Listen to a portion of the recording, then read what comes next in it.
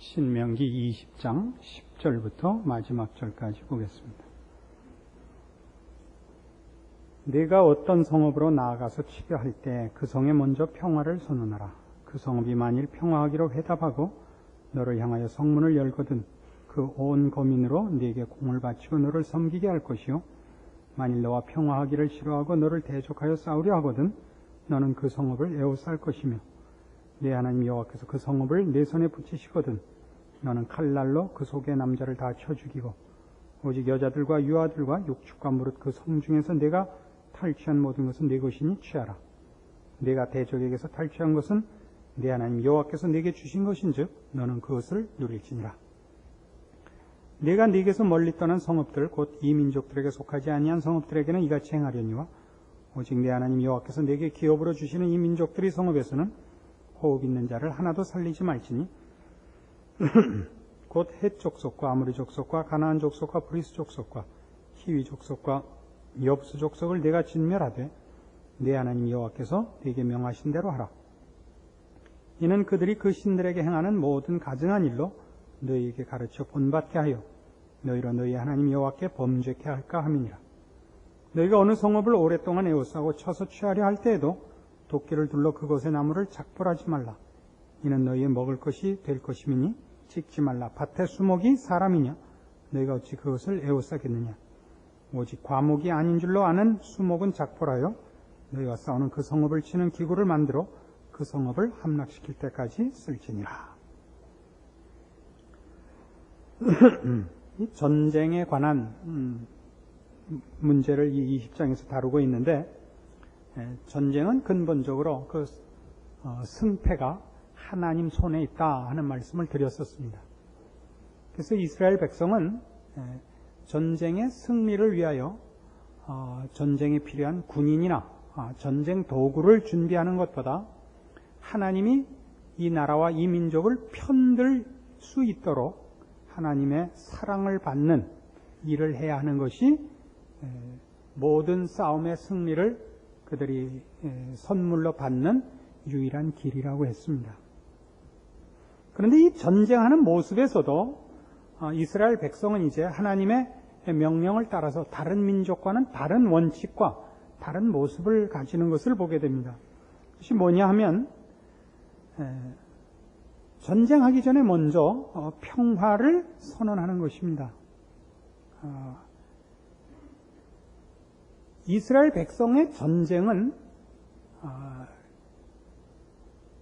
자기 나라와 그 재산과 또 섬기는 신앙을 지키기, 자기네가 섬기는 하나님 되심과 그 믿는 바 내용인 신앙을 지키기 위한 수비적, 방어적 전쟁이지, 나라를 확장하고 상대방의 재물을 탈취하기 위한 전쟁을 하지는 않는다 이겁니다.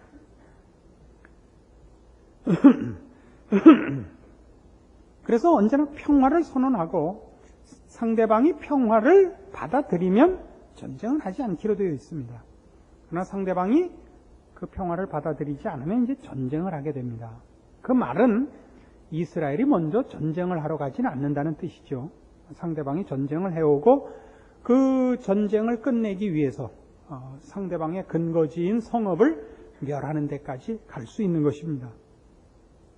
그러면서도 이 전쟁은 뒤에 보면 19절 20절에 있는 바와 같이 도끼를 둘러 그곳의 나무를 작벌하지 말라라고 되어 있습니다. 그 모든 전쟁은 살벌하기 짝이 없고 차복하지 않습니까?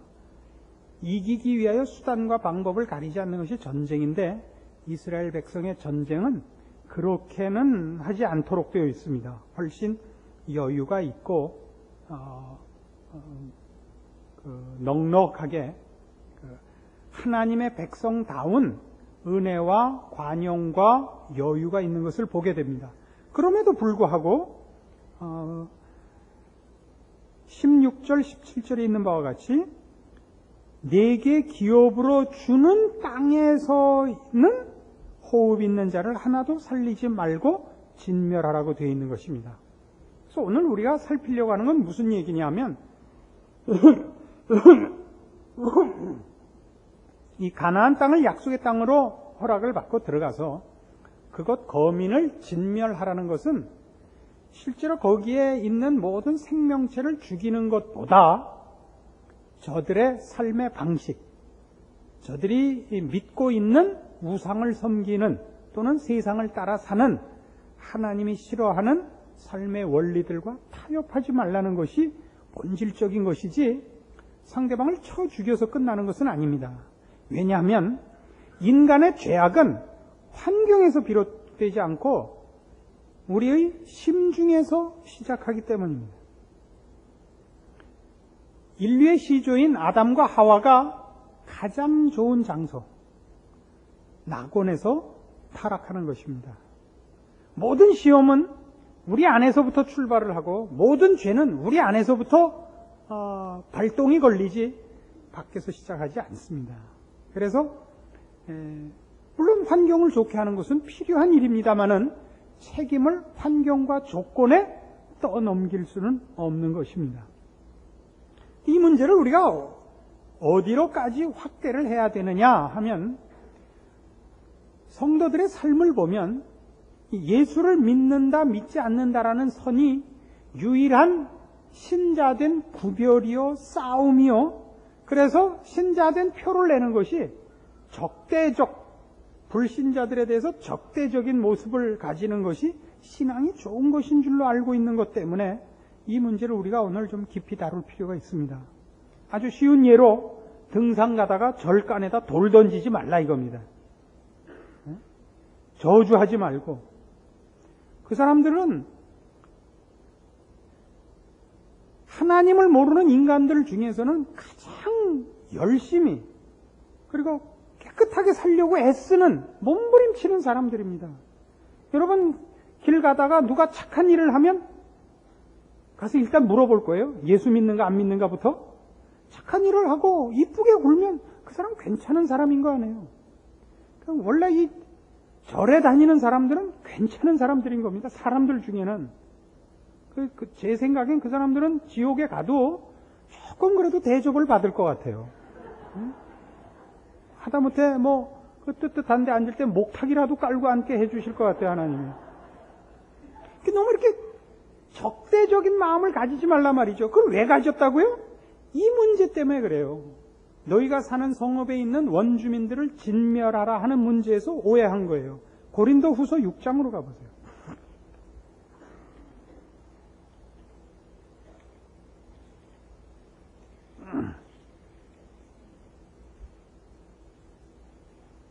고린도 후서 6장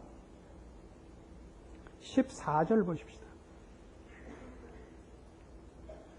너희는 믿지 않는 자와 멍에를 같이 하지 말라. 의와 불법이 어찌 함께하며 빛과 어둠이 어찌 사귀며 그리스도와 벨리알이 어찌 조화되며 믿는 자와 믿지 않는 자가 어찌 상관하며 하나님의 성전과 우상이 어찌 일치가 되리요. 우리는 살아계신 하나님의 성전이라. 이와 같이 하나님께서 가라사대 내가 저희 가운데 거하며 두루 행하여 나는 저희 하나님이 되고 저희는 나의 백성이 되리라 하셨느니라. 그러므로 주께서 말씀하시기를 너희는 저희 중에서 나와서 따로 있고 부정한 것을 만지지 말라. 내가 너희를 영접하여 너희에게 아버지가 되고 너희는 내게 자녀가 되리라. 전능하신 주의 말씀이니라 하셨느니라. 믿지 않는 자와 멍에를 같이 하지 말라. 멍에를 같이 한다는 것은 밭가는 소를 한 마리를 쓰지 않고 두 마리를 쓸 때에 둘을 이렇게 묶는 장치가 그게 멍에입니다. 그렇지 않습니까? 따로따로 놀지 못하게 하는 것. 그러니까 믿지 않는 자와 멍에를 같이 하지 말라는 건 그렇게 운명이 같이 묶이는 일을 하지 말라고요. 믿지 않는 자와 멍에를 같이 하지 말라는 걸 믿지 않는 자하고는 도무지 사귀지 말고 쳐다도 보지 말고 이렇게까지 확대하고 있지 않습니다. 고린도전서 5장 가보세요. 고린도전서 5장 9절.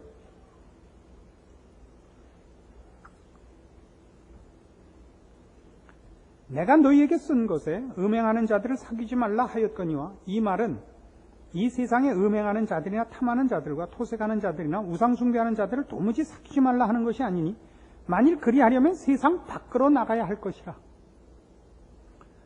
우리가 이 세상에 살면서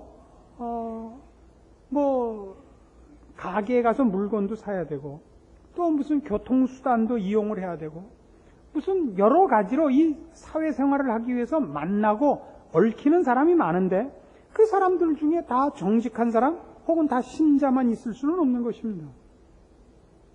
그러니까 버스 탈 때 물어볼 거예요? 운전기사한테? 예수 믿는가 안 믿는가?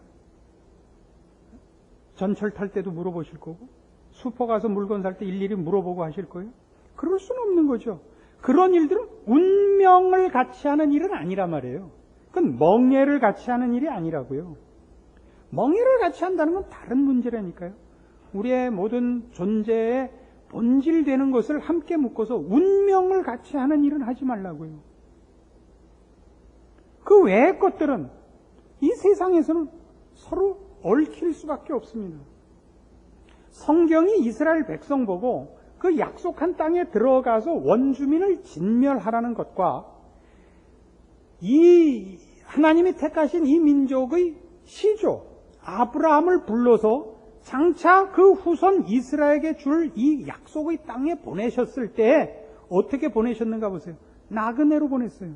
그때 아브라함은 복의 근원으로 그 땅에 보내지지만 그 땅에 그가 심판자거나 세력가로 있지 않고 거기서 나그네된 인생길을 그 평생 거기서 나그네처럼 살다가 유일하게 가졌던 땅이 매장지, 묘지 하나밖에 없는 삶을 살고 죽었다고요. 저들과 충돌하도록 보내지 않았습니다. 저들이 아브라함을 보고 저가 믿는 하나님, 저를 복주시는 하나님을 보도록 그를 그 안에 보냈죠.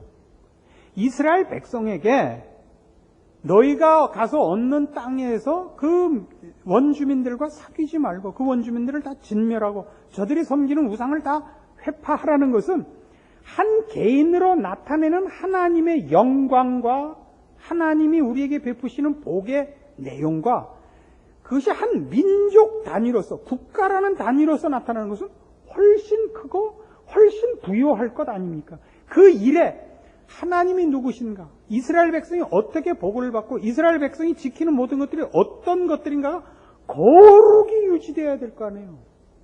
그치? 모든 것이 다 하나님 한 분으로 집중돼야 되는데 우상과 섞여 있으면 안 될 거 아니에요. 그러니까 너희가 나의 선택된 백성이요 선택받은 나라로서 오직 하나님의 기뻐하시는 테두리 안에 있어야 되는 책임을 가지는 것이지,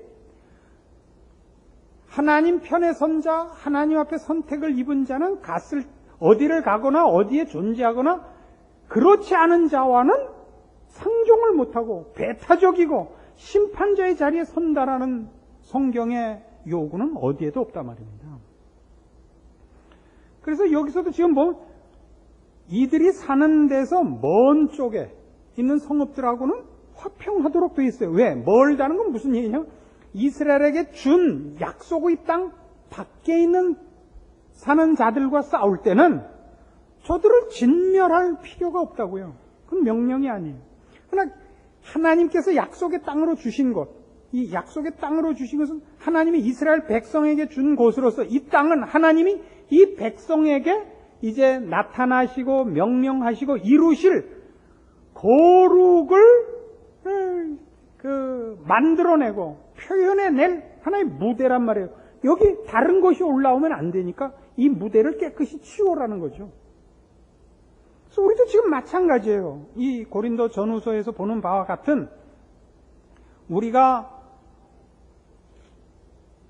어디로 갔어요? 고린도 후서 6장으로 다시 가셔서 아까 우리 보는 바와 같이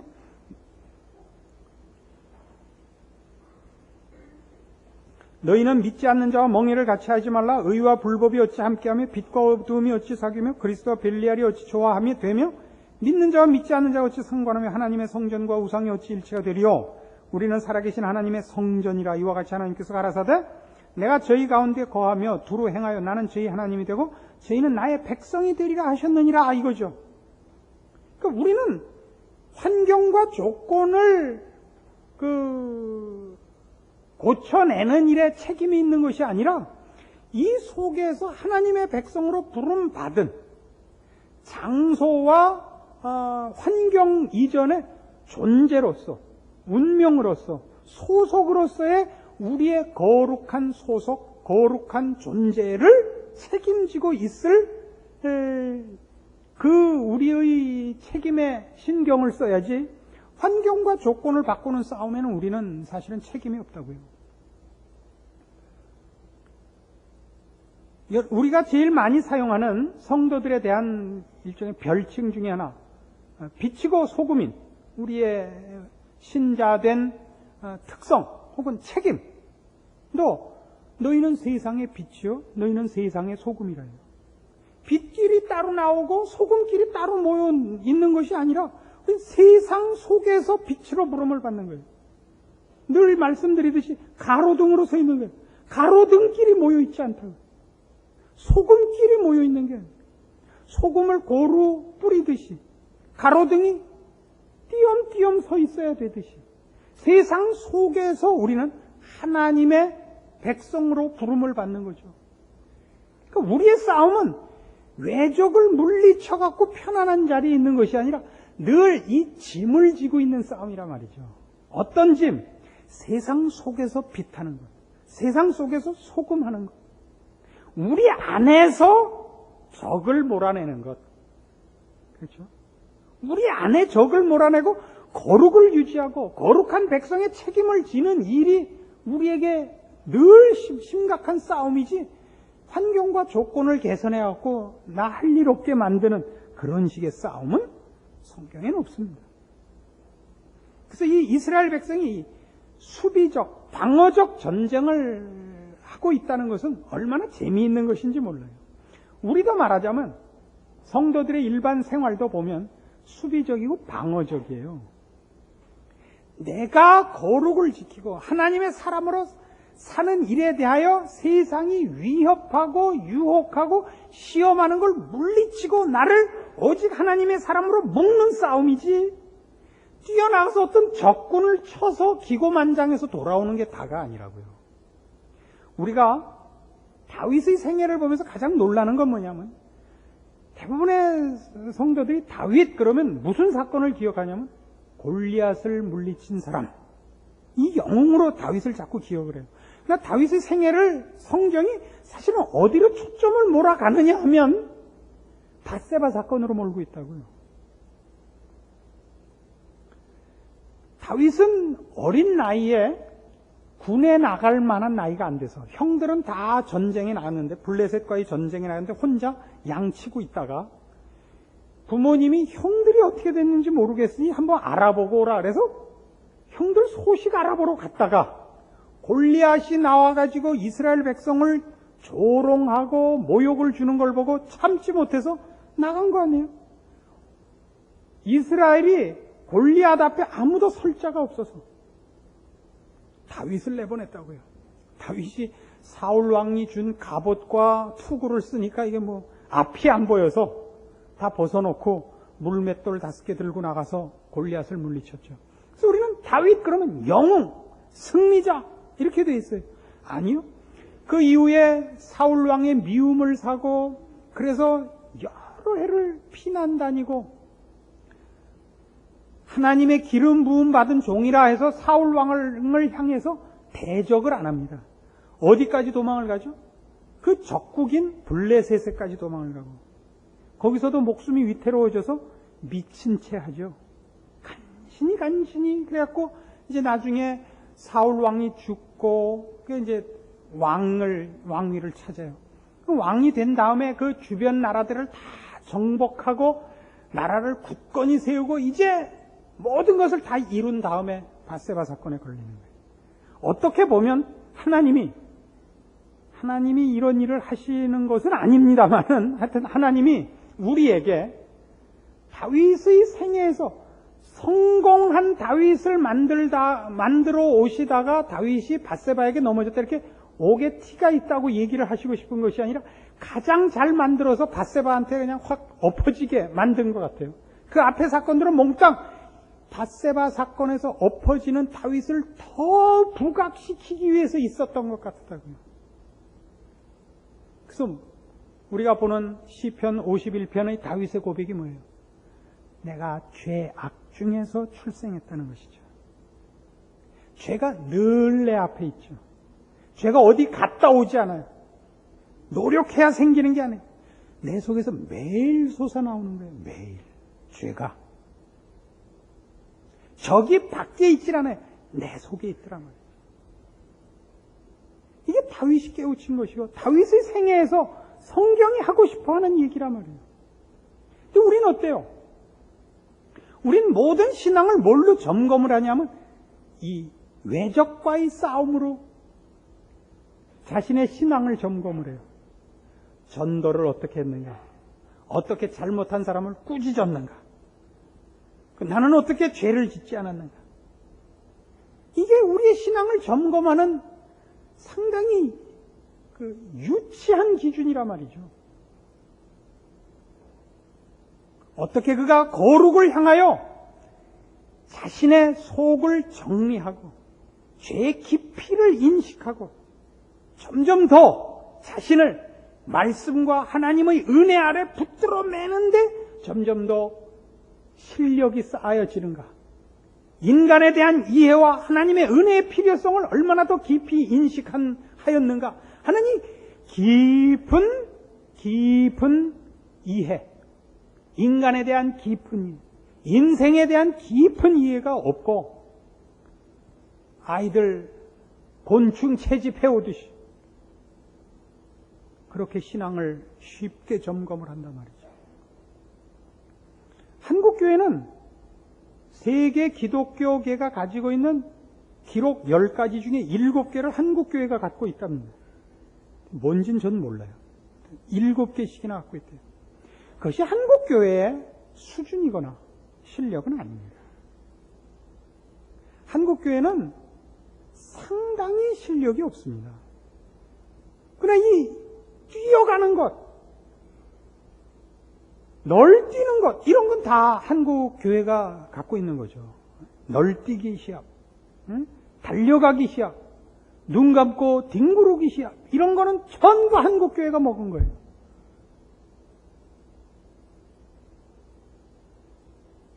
오늘 우리 성경이 신명기가 우리에게 가르쳐 주는 게 그거죠.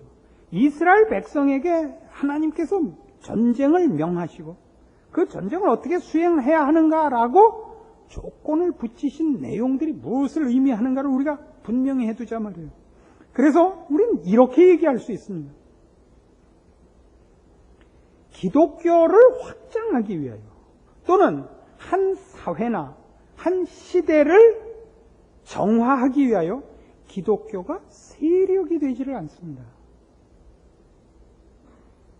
지금도 우리 같은 예수를 믿는 기독교 교단 중에 어떤 교파는 기독교가 한 사회를 책임지는 세력이 되어야 한다고 믿는 교단이 있습니다. 그들이 한국 인권과 민주 발전에 한 몫을 한 것을 인정합니다.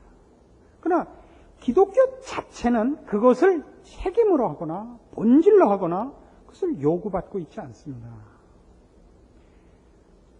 기독교가 기독교적 차원에서의 정의 혹은 선, 자비, 은혜, 사랑 같은 것을 얘기할 때는 그것을 한 운동으로 만들자는 것이 아니라 각 개인이 그 경지에 가자는 것입니다. 언제나 우리의 내면의 적을 몰아내고 우리를 하나님의 사람으로 한 마음으로 붙들어 매는 싸움으로 가는 것이지, 전쟁을 하듯이 전부가 떨쳐 일어나서 큰 세력과 흐름과 운동으로 한 사회나 한 시대 분위기를 잡지 않습니다. 세력화하지 않습니다.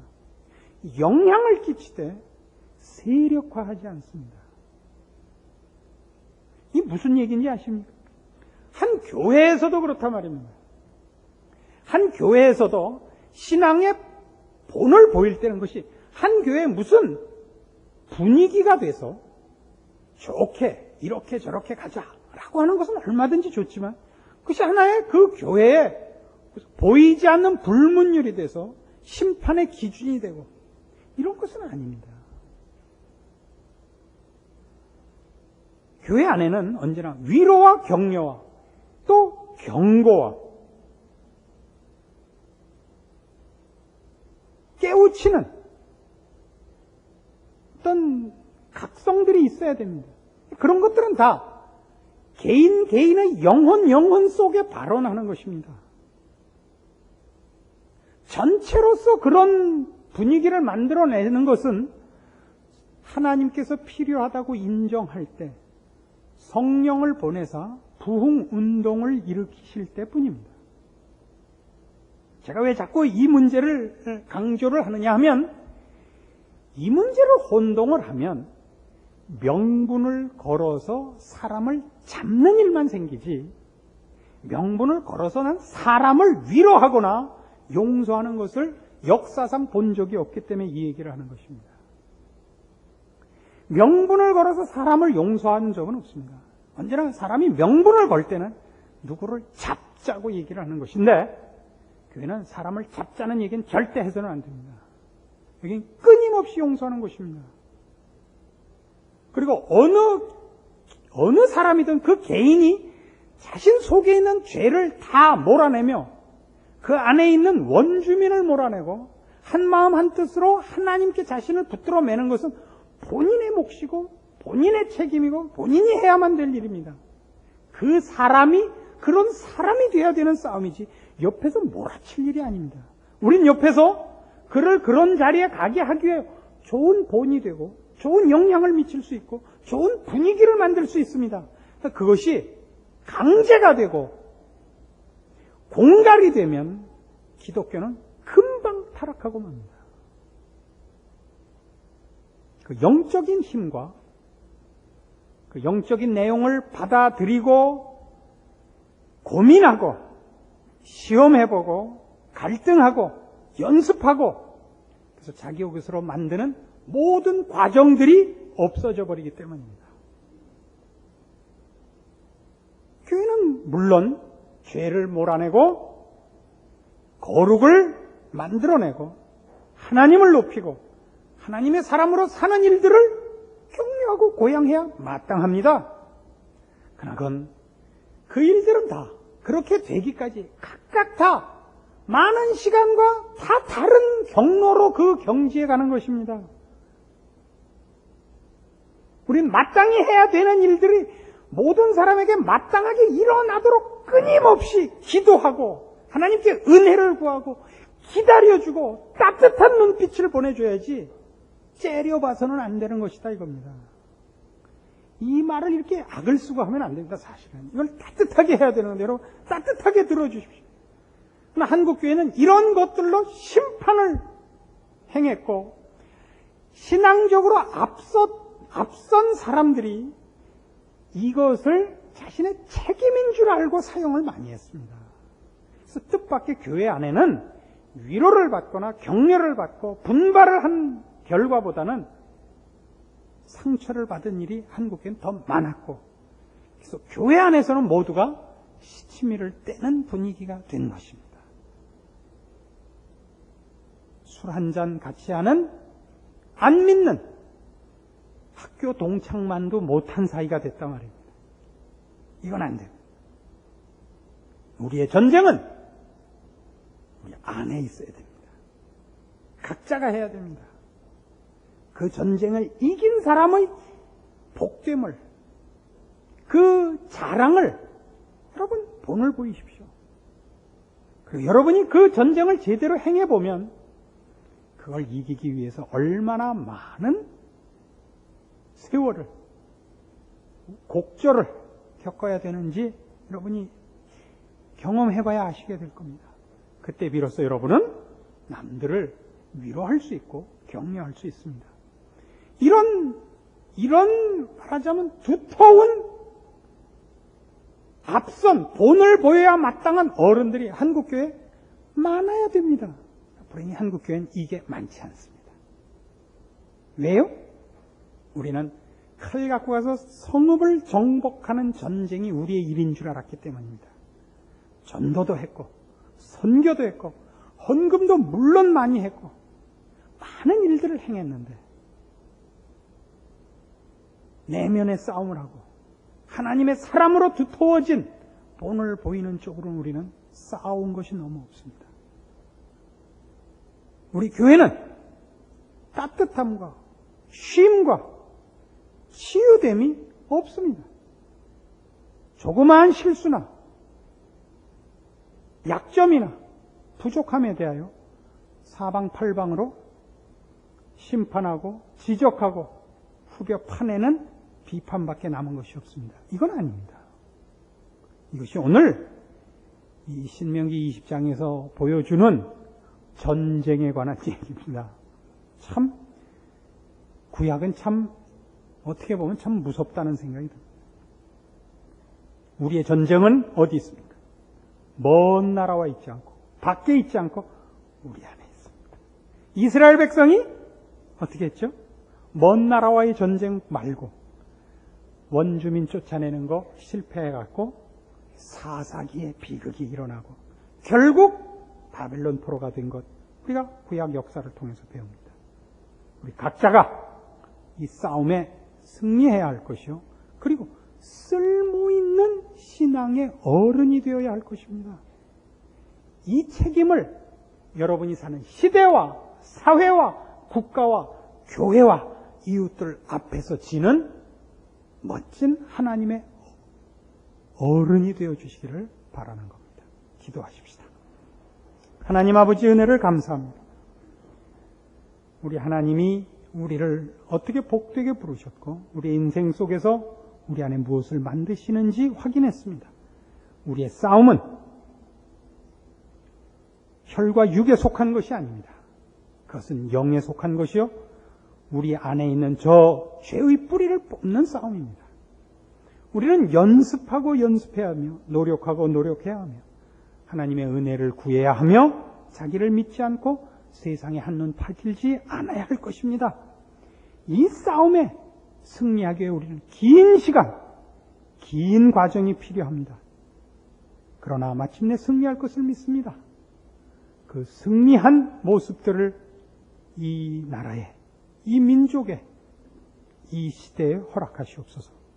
그래야 하나님의 은혜의 궁극적인 승리와 하나님이 베푸신 은혜로 거룩해진 사람들의 영향과